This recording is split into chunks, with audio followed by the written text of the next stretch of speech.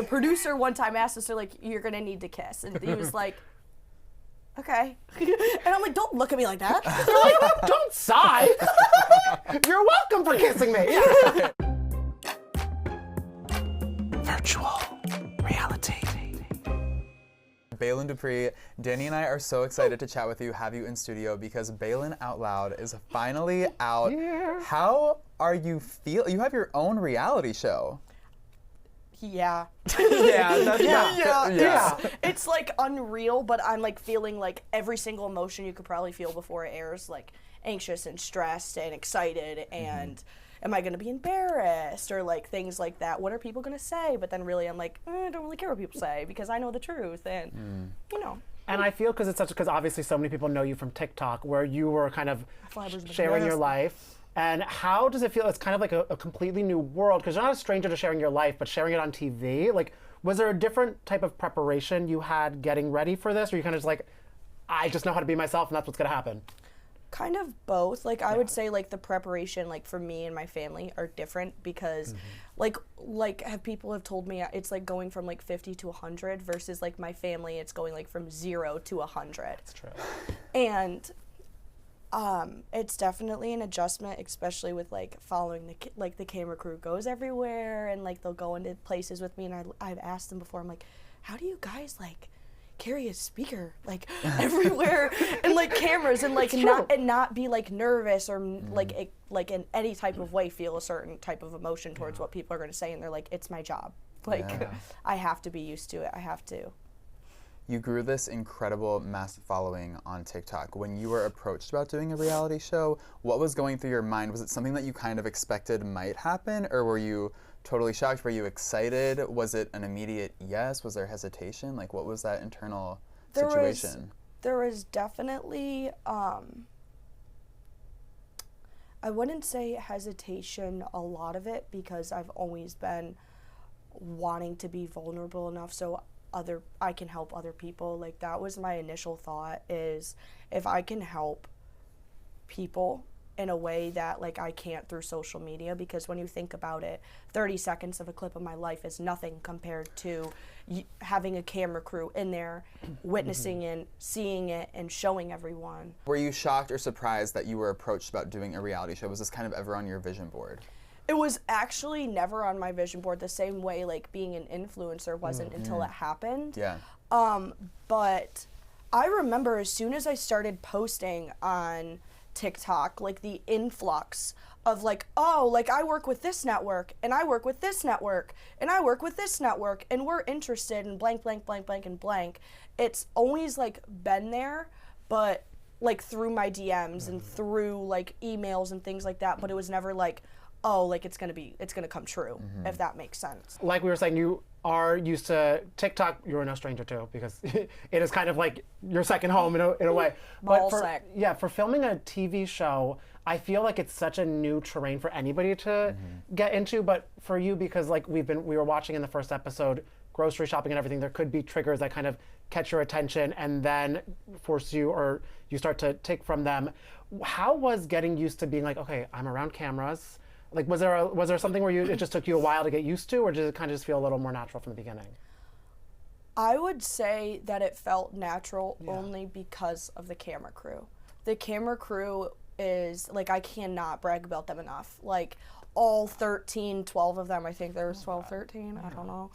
They're amazing. From the mic guy to the producer to the people on camera, behind camera, like, everyone that was involved, like, has become friends and family. Like, I'm very grateful to have the people that we did have work with me and my family, and they're learning the same way that the audience is going to be learning. Like, they learned behind the scenes and everything that went on, and like now they're like experts. Like, the producer's like, oh, did you know this about Tourette, and like blank, blank, and blank, and I'm like, I love this because it's like you guys care. Like, and they've told me, they're like, we love coming to work. And there's some jobs that like we've worked on where we're like, we feel dirty when we leave. Like, we're like, ooh, like we're not proud that we worked on that show. And they were like, every single one of us loves going to work and leaving work. We don't want to leave.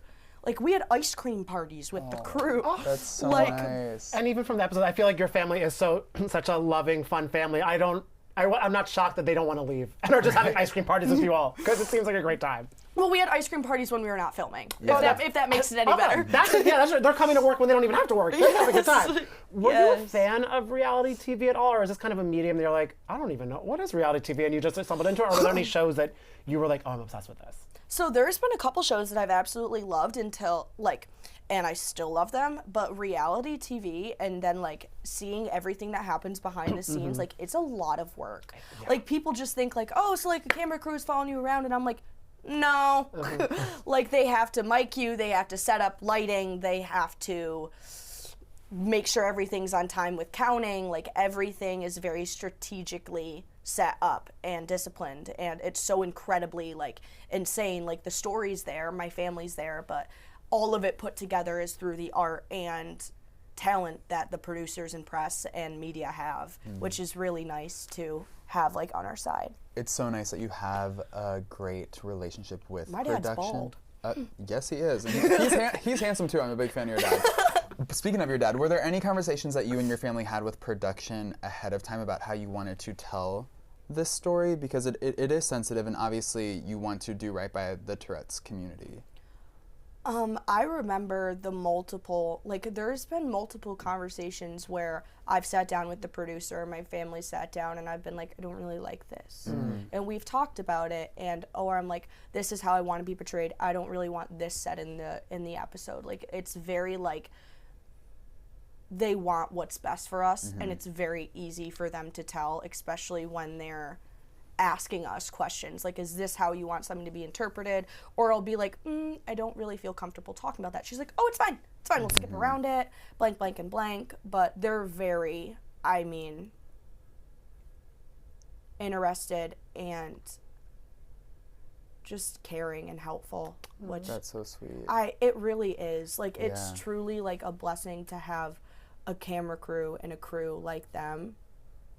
It's really nice, because I know a lot of people don't probably get that experience either. Well, another caring person you have in your life is your boyfriend. Oh, who Colin. is I'm obsessed with Colin. He seems like such a great guy and so supportive, and we love just in the little taste of the season that we saw how you guys get together and everything like that. How was because of course your family, you're like, guys, I live with you, you're on the show. How was the conversation with him of you being like, hey, we're dating on camera now?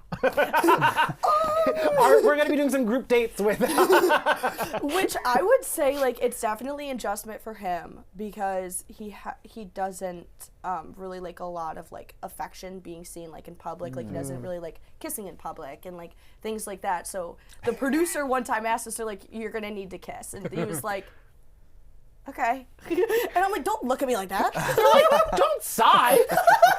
You're welcome for kissing me. But, I mean, he's gotten used to it and things like that. But our relationship on camera is, like, the same like it is off camera. Like, it's just easy. Like, we just get along super well. Our personalities mesh almost too well. We're like the same person in a lot of ways. A lot. The scenes, especially in your confessionals, where you're talking about the potential of him moving away and having to navigate the long distance situation, and you get so emotional. It made me so emotional. Where do things stand today? Are we in the same state? How are you dealing with the relationship today? Yeah, we're still in the same state. Okay, yay. Love to hear that. Yay. Okay. Oh, wait, were we talking about, hold up. What question was the state, like, are the relationship state, like, good? Or like geographical the state of the relationship, Okay, and also are we living in the same actual United States of America? Yes. Okay, yay all good. around. Yes, amazing. Oh, yes, a lot God. of yays. Okay, a lot of yays. A lot of yays, no plane rides, which is good, right? Yeah. Yeah. Love you, Colin, but I don't think I'll be going to Germany with you. That's a long play. That, and it's like, you have to think, like, is there doctors there that, like, would help? Like, there's just so much more, and then there's dental, and there's all these other things you have to swap and switch and do, and I'm like, the dogs don't even like going on planes, so it's just not gonna work. It's just not gonna work. Yeah, like, sorry, the dog is saying put here, we're saying put here, and that's all it is, yes. But, like, we've discussed and, like, went through that, like, if he gets relocated in, like, Washington State, because, like, there's a base there that he's looked at, and it has a population of 500 people, and he knows that it's not really going to be accessible to me, because there's no Ubers, there's no way to get around. Like then it's kind of back to like me being put in like a standstill place with no growth. So we've just kind of gotten to the place where we're like, I know that's not going to work for you, and if I do get relocated there, we're going to do long distance, and this is how it's going to work, type of thing. But we don't really want to do long distance, so we're just hoping that like his job and his relocation and everything kind of gets figured out. But it's just really hard because everything's just up in the air, and then it gets taken down, and then it's like, no, actually this is going to happen, and then it doesn't, and then I feel even you talking about that is why this show is going to be so helpful for so many people, because like that's a lot of conversational points people don't even probably realize are part of your day-to-day of having to be at a place where there are Ubers accessible and there are all these people that can help you out with and stuff like that. What is one of the things from taking it from online to a TV show? Like, is there a takeaway you hope people get from the show, or are you kind of just like watch it and interpret however you might want? I hope there's a lot of things that people leave from the show, not only for the Tourette community or the tic community itself, like just for people in general to find a way to relate to the show. I feel like is very possible, especially because everyone has struggles and we're more alike than we are different. I would like people to take away that Tourette and Baylen are like, I'm not the definition of Tourette. I'm not. I'm just demonstrating and showing you my life with Tourette, and I don't want people to think, oh, this is what Tourette looks like in everyone, because it doesn't, because Tourette is so spread out on a spectrum from mild to severe, where when you've met one person with Tourette, you've only met one person with Tourette. And I just want people to take away that there's other people in the show with Tourette, that their lives are different from mine, but like we're all in this community together and we're just all trying to make it the same way that everyone else is. But I just hope people leave with educating themselves on Tourette and just knowing my family, understanding me, and just knowing my name. I struggle a lot with people not knowing my name. Like, I'm the Tourette girl. I'm Tourette. And I'm not. I'm Baylen. And I just want people to know my name. Yeah. And how does it feel to, although you're not the definition of the community, how does it feel to have this platform and be a role model to people in the community who don't have this platform? Is it rewarding? Is it intimidating? Is there pressure that you feel? Definitely, but I'm ultimately grateful. Yeah. Because there's a lot of things that like I really wouldn't be able to work or do a 9-to-5 job, and I'm doing the best that I can through helping people through social media and just trying my best to do what I can with the platform that I was given. But there is, like you're saying, a lot of like stipulations that I have to live up to. Like, I'm supposed to be this perfect person, and I'm nowhere close. I feel like that you have so many million followers on social media. Do you have any like surprising celeb fans who you've been like, oh my god, I cannot believe they watch my videos, that they comment on my videos, that they like my videos? And now that you're on a reality show, I feel like you're gonna get a lot more of that. OBJ comments on my TikTok, and I nearly myself. I went to Colin and said, Colin follows me. He follows me. He follows me. He follows me. I said, the one with the catch? Yeah, that's him. Oh my god, that's so exciting. Wow. Have you reached out to him and like, hi? No, I have not. I'm definitely afraid to. Oh my god, no. What are you waiting for? That's what Colin's like. Colin's like, just reach out and say we really like the Miami Dolphins. Oh I'm like, yeah, that's so easy. yeah. Well, you just did. Yeah, exactly. Hi, OBJ, love you. When you and Colin got together, had you already built a significant following online?